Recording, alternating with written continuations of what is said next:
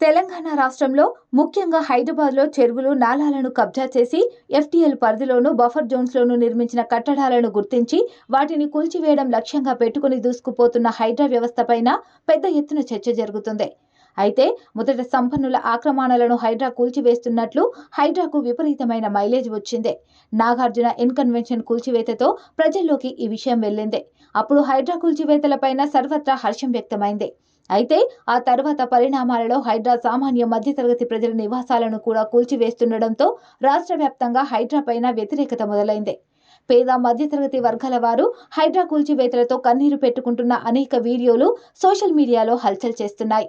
ముఖ్యంగా ఆపరేషన్ మూసీ చేపట్టి మూసీ పరివాహిక ప్రాంతాలలో ఉన్న ఆక్రమణలను కూల్చివేయాలని నిర్ణయించడంతో మరింత వ్యతిరేకత పెరిగి హైడ్రా వ్యవస్థపైన ప్రతిపక్ష పార్టీలు కూడా రేవంత్ సర్కార్ను టార్గెట్ చేస్తున్న పరిస్థితి వచ్చింది. అయితే తాజాగా హైడ్రా కూల్చివేతలపై హైకోర్టులో ప్రజాశాంతి పార్టీ అధ్యక్షుడు కేఏ పాల్ ఒక పిటిషన్ దాఖలు చేయగా దానిపైన హైకోర్టు ధర్మాసనం విచారించింది. ఇప్పటికిప్పుడు హైడ్రా కూల్చివేతలను ఆపలేమని హైకోర్టు ధర్మాసనం తేల్చి చెప్పింది.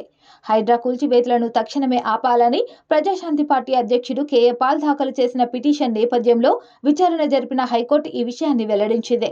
జీవో నెంబర్ 99పై స్టే విధించాలని, కూల్చివేతలను తక్షణమే ఆపివేయాలని కేఏ పాల్ కోర్టుకు విజ్ఞప్తి చేశారు. అంతేకాదు హైడ్రాకు చట్టబద్ధత కల్పించాలని, అక్రమ కట్టడాల కూల్చివేతలకు నెల రోజుల ముందే నోటీసులు ఇవ్వాలని కూడా ఆయన తన పిటిషన్లో కోరారు. ఇక పిటిషనర్ తరపు వాదనలు విన్న ధర్మాసనం ప్రతివాదులు కౌంటర్ దాఖలు చేయాలని ఆదేశించింది. తదుపరి విచారణను అక్టోబర్ 14వ తేదీకి వాయిదా వేసింది. కోర్టు ఈ కేసులో ప్రతివాదులైన హైడ్రాకు రాష్ట్ర ప్రభుత్వానికి నోటీసులు పంపించింది. దీనిపైన కౌంటర్ దాఖలు చేయాలని హైకోర్టు ధర్మాసనం సూచించింది. మరి అక్టోబర్ 14న హైడ్రా ఈ కేసు విచారణ జరపనున్న నేపథ్యంలో హైడ్రా రాష్ట్ర ప్రభుత్వం కౌంటర్ ఏమని దాఖలు చేస్తారో వేచి చూడాలి.